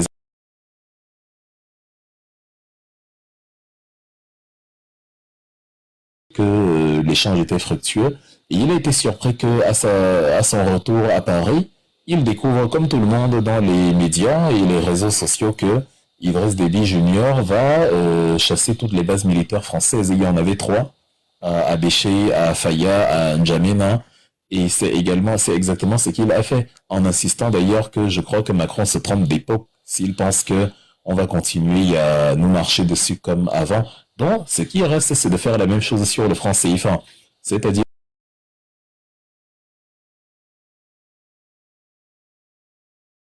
il y a ce que, une fois que tu seras sorti, on ne se moque pas de toi, parce que faut recommencer à zéro. Donc, il faut maintenant l'opérationnalisation de tout ça là. Sur la mécanique, c'est simple. En amont, tu as quand même acquis le matériel, la planche habillée, ou du moins tu as signé des partenariats avec des imprimeries dans les pays étrangers, parce que toutes les monnaies ne sont pas fabriquées dans les pays, même les pays qui ont leur propre monnaie, parfois c'est fabriqué dans d'autres pays qui ont une meilleure logistique, une meilleure infrastructure, mais ça ne change rien au fait que c'est ta monnaie quand même, vu que c'est toi qui la gères.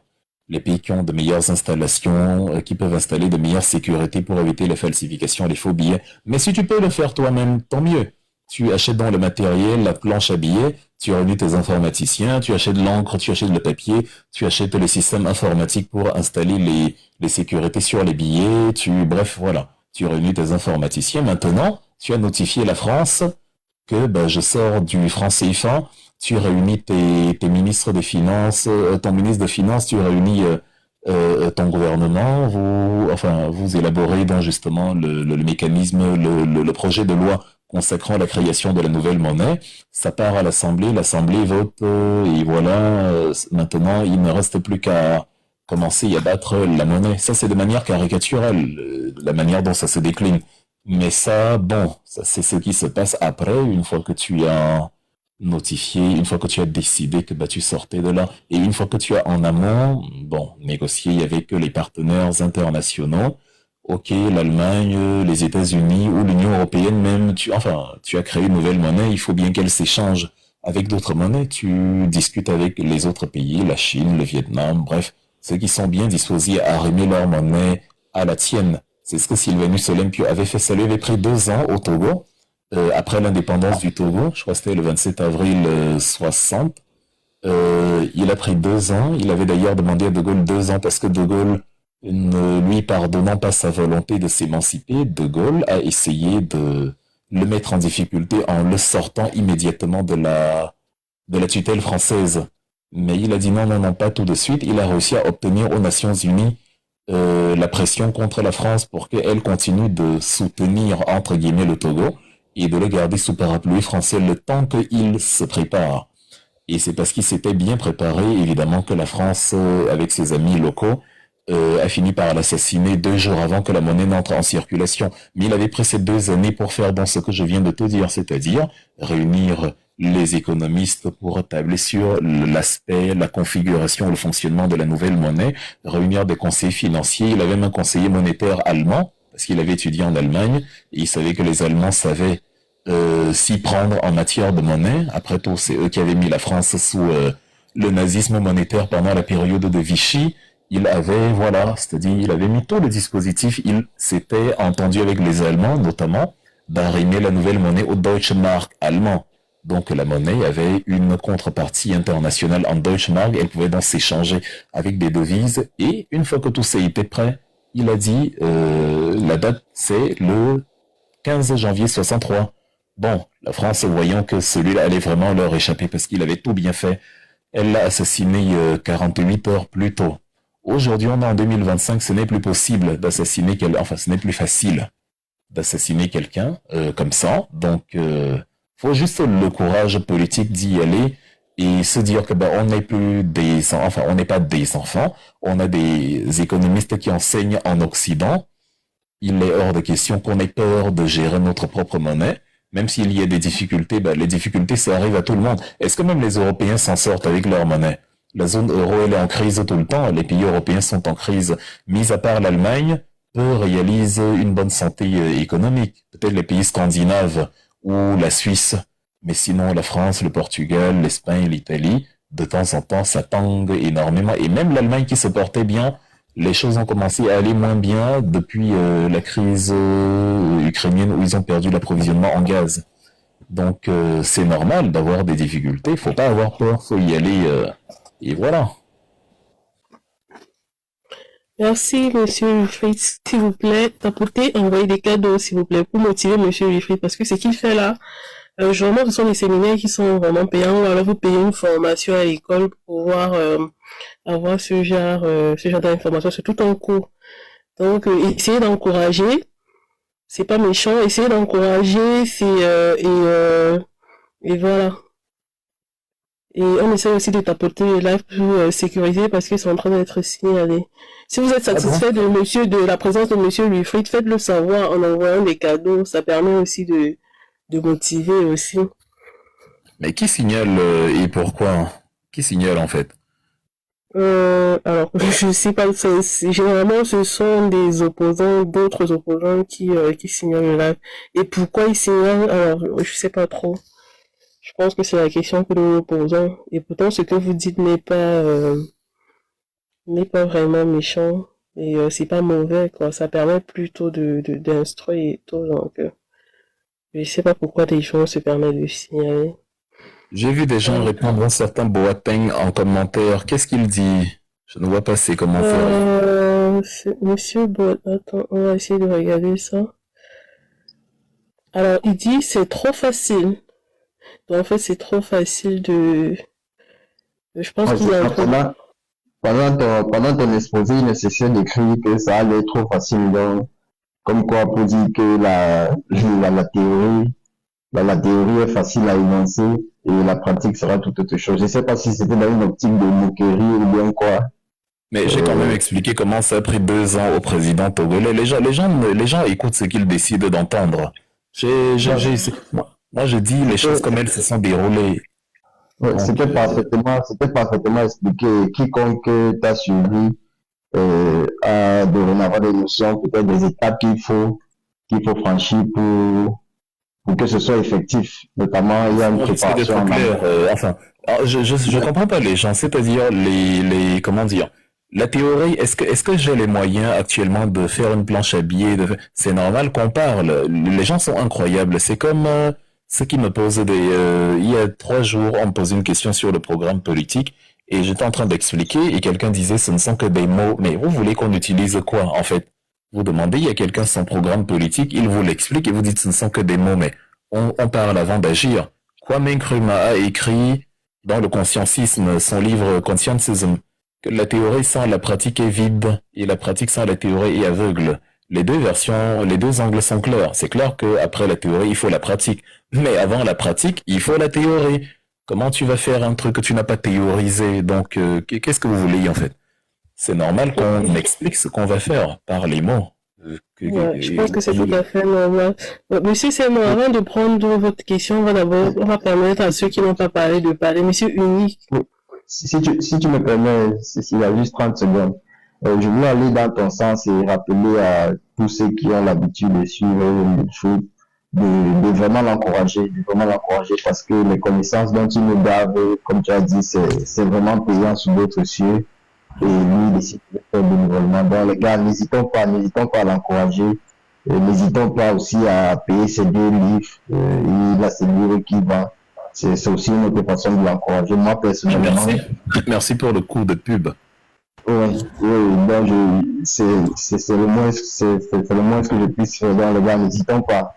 J'étais même prêt à mettre ma caméra là pour montrer les livres que j'ai en sa possession. Et c'est ça, lisons, aidons-le, encourageons-le, c'est pour notre bien à tous. Et son travail pédagogique, mais aucun franc ne peut remplacer ce qu'il fait là.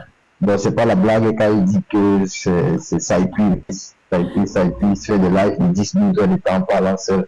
Encourageons-le les gars, encourageons-le. Merci à toi Wilfried. Merci. Parfois aussi, ça n'a rien à y voir avec la politique. Et c'est pas parce que peut-être il y a plein de choses qui dit qu'il n'ont rien à y voir avec la politique en fait. Donc ça s'apprend à l'école. C'est un peu comme un séminaire, ça n'a rien à y voir. Donc, exactement. Et quelle que soit la question avec laquelle on vient, quel que soit le domaine, il ne nous laisse jamais sur notre soif. Donc encourageons-le les gars. Merci. Monsieur Unique. Oui, monsieur... Pardon, excusez-moi. Monsieur Unique. Oui, j'ai pas de question. Ok, Madame Josiane, je sais pas si c'est monsieur ou Madame Josiane. Monsieur, ce serait quand même compliqué hein, avec Josiane. Madame Josiane.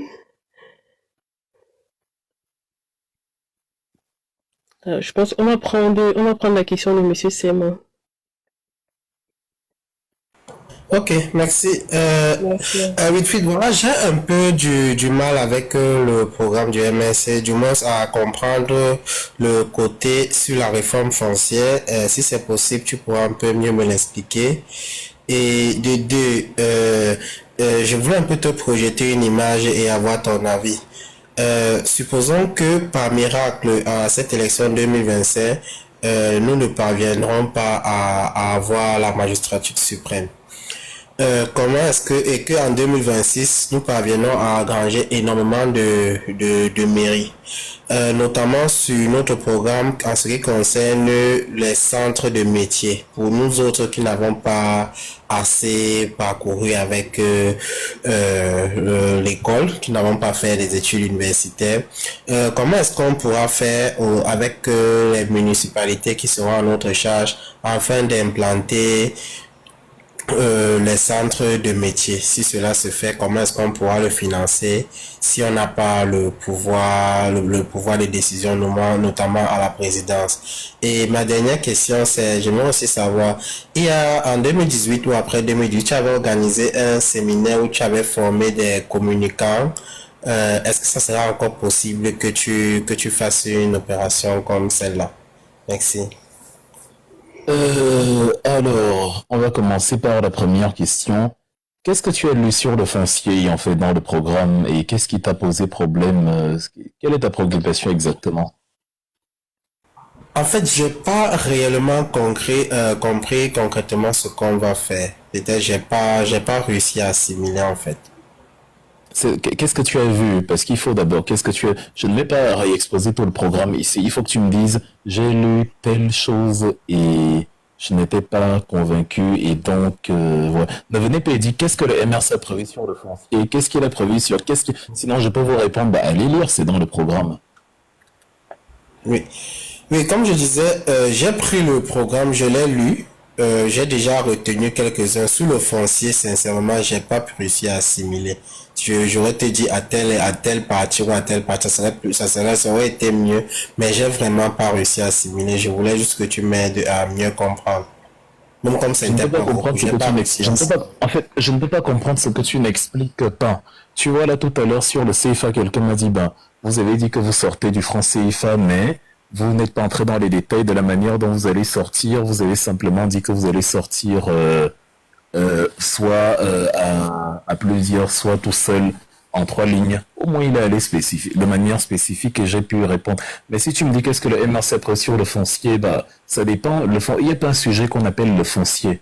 Tout dépend du problème. C'est-à-dire quel est le problème spécifique, quel est le problème énoncé, voilà.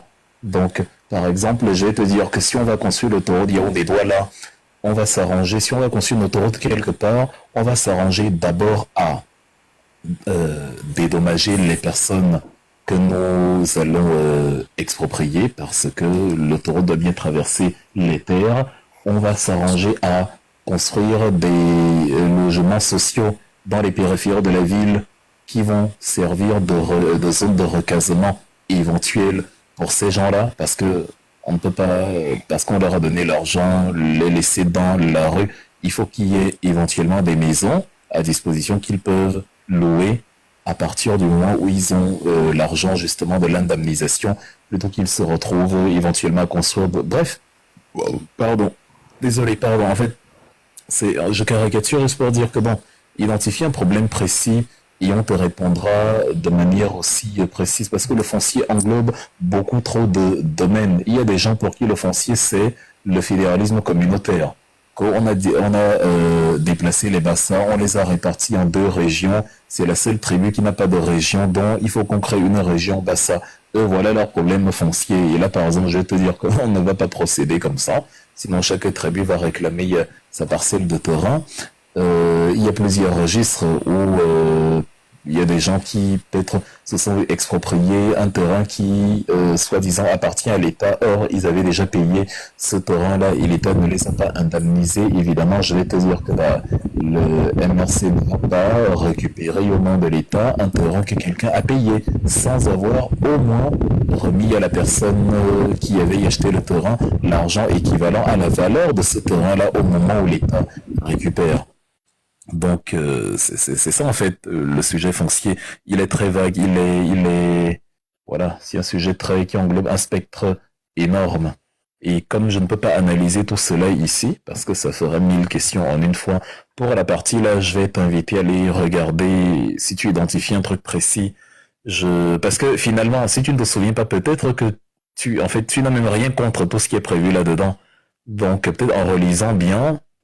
Ou si tu as un truc que tu n'as pas compris, tu reviens avec je suis encore là pour quelque temps, donc tu peux, quand j'aurai fini de répondre aux 2 autres questions, tu peux aller peut-être consulter et revenir apprendre. Ah Wilfried, j'ai vu tel passage, il était marqué et je n'ai pas compris parce que, tu vois, ce genre de choses.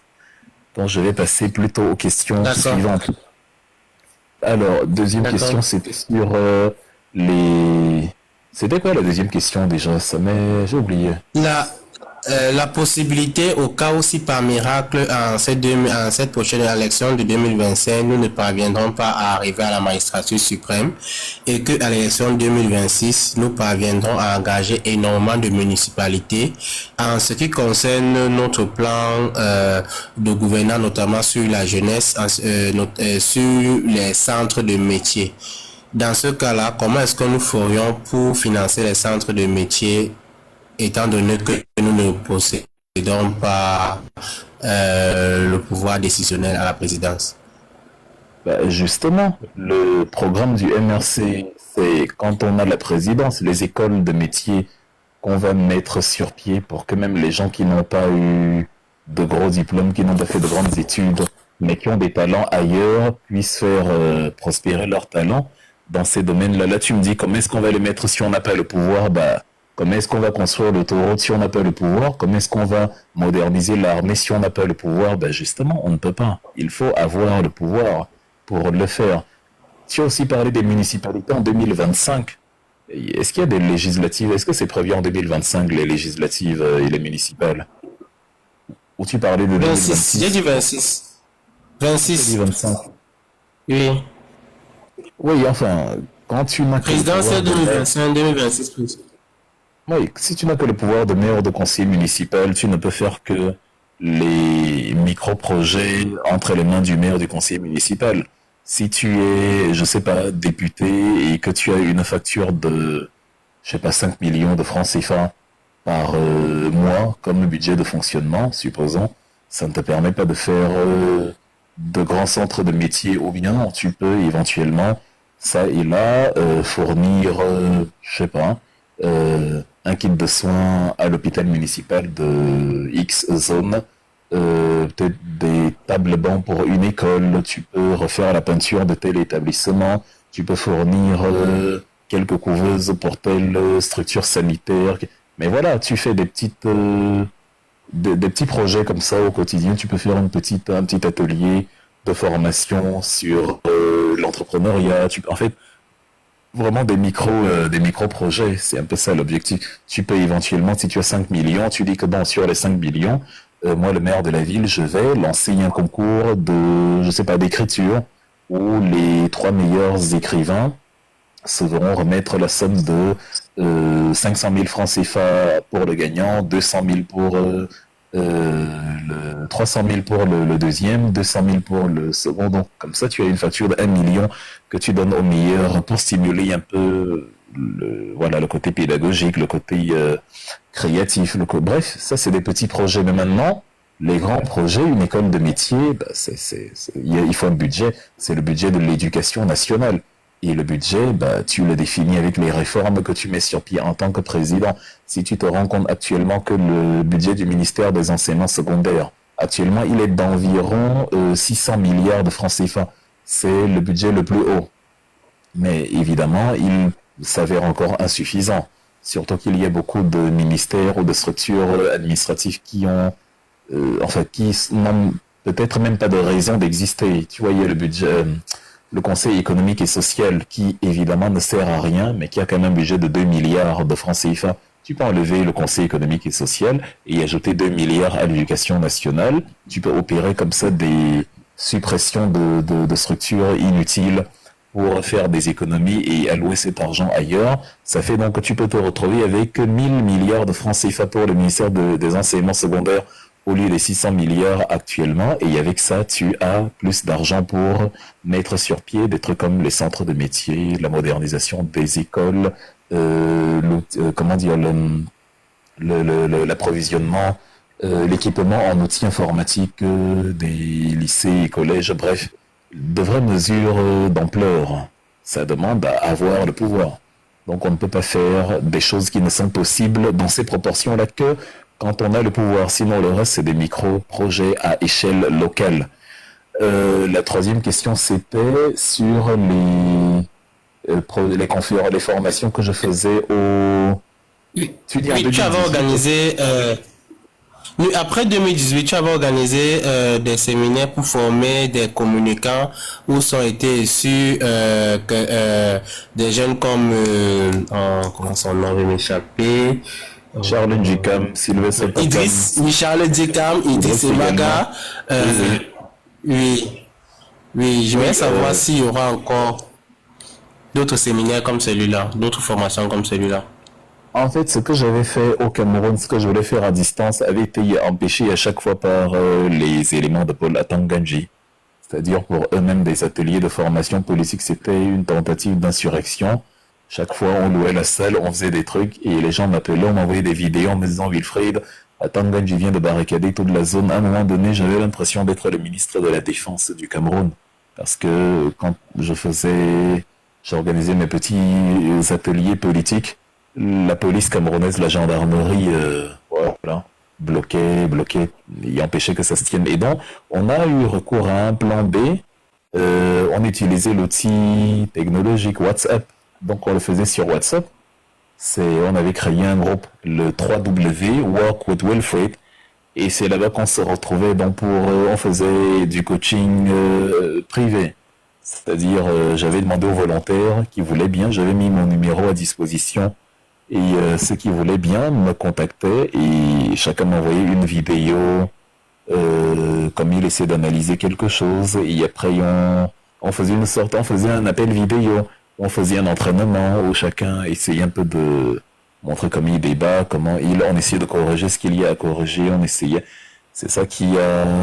et une fois, ce que moi j'ai trouvé les plus intéressants, notamment Sylvestre Takam, Charles Djikam, qui était vraiment excellent, je les ai proposés au directeur du MRC, qui les a donc fait passer à la télévision. Bon, j'ai un peu délaissé ça parce que les tâches sont partagées, la cellule...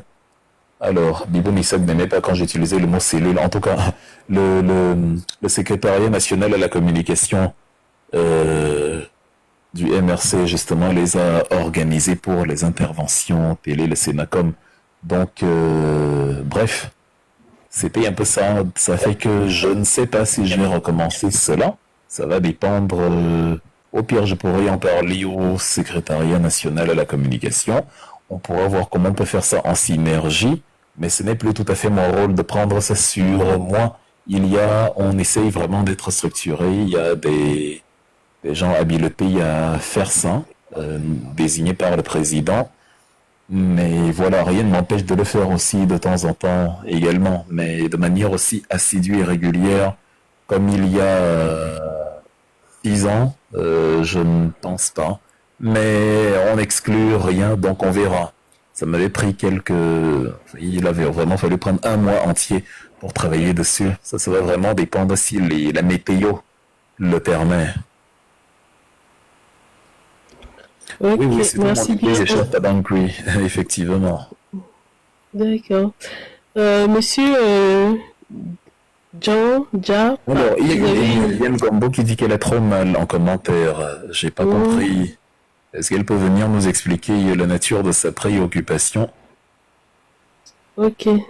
Après, monsieur Jean, attendez un instant, s'il vous plaît. On va prendre Madame Emilien. Si elle a bien le courage de monter, heureusement que tu es là, chère Elle est déjà sur le panel. Elle est déjà sur le panel. Ah d'accord, bah ok, tant mieux alors. Nous voulons savoir... Madame Emilienne, vous pouvez parler. Attends, je vais l'aider, c'est peut-être l'adjumant. Oui, je suis là. Ok. Oui, j'ai vu le commentaire. Oui, on est maintenant, regardez le monde. Le Cameroun, on aime notre pays. D'accord? On accuse la diaspora, mais quand on investit, rien ne marche. La famille vous pompe. Tout le monde vous pompe. Qu'est-ce que vous voulez qu'on fasse? D'accord, Wilfried disait, il a des projets. Mais comment faire? Expliquez-moi. Moi-même, j'adore mon pays, mon identité, d'accord? Mais pourquoi cette mentalité? Comment la corriger? Il y a des personnes qui sont de bonne foi, qui veulent faire pour leur pays. Nous sommes d'abord on est tous migrés, nous sommes des immigrés, on nous traite partout, là où nous sommes, en tant qu'immigrés, mais on aime notre pays. Et les gens qui souffrent font de bonne foi pour avoir leur identité. Maintenant, le Cameroun, tu donnes, rien n'aboutit. Pourquoi je devrais avoir des enfants pour leur donner mon origine, notre origine? C'est quelque chose de grave que je comprends pas. C'est pour ça que j'ai posté, je comprends pas ce qui se passe. Pourquoi ils sont comme ça? D'accord, un nouveau président, il y en aura. Mais c'est cette mentalité-là. C'est quoi la nation? Une nation, les autres pays, ils chérissent leur nation. Mais pourquoi nous n'aimons pas notre Cameroun? C'est les autres qui aiment le pays. Comment je dois me sentir camerounaise? Hein? Qu'est-ce qui se passe? J'ai compris, en fait. Je ne sais pas si d'autres ont compris. Je suis largué, j'appelle à l'aide. Ben oui, Fried, je vous écoute. J'ai écouté ce que vous avez dit. D'accord? Mais alors, vous avez encore confiance? Comment acquérir la confiance d'une nation telle le Cameroun? Nous sommes là. Regardez, nous sommes là. Eux, ils sont où? Notre pays. Il n'y a pas de division. Ben là, il va y avoir les élections. Bamileke Bassa. Moi, je suis d'origine Bassa. Mais le Bamileke a toujours fonctionné que soi-même. C'est eux qui gâtent le pays. Ok, c'est bon. Pas qu'ils soient nationalistes. Il faut voir la nation. Le Bamileke est individualiste. Merci. J'ai beaucoup de respect pour les femmes parce qu'elles ne sont pas nombreuses et je suis content quand une intervient. Mais celle-là, c'est intolérable. C'est non négociable. Je ne veux pas parler avec elle. C'était pour arriver là-bas. Il ne faut pas lui permettre de parler. Ce type de communication. Ne laissez pas les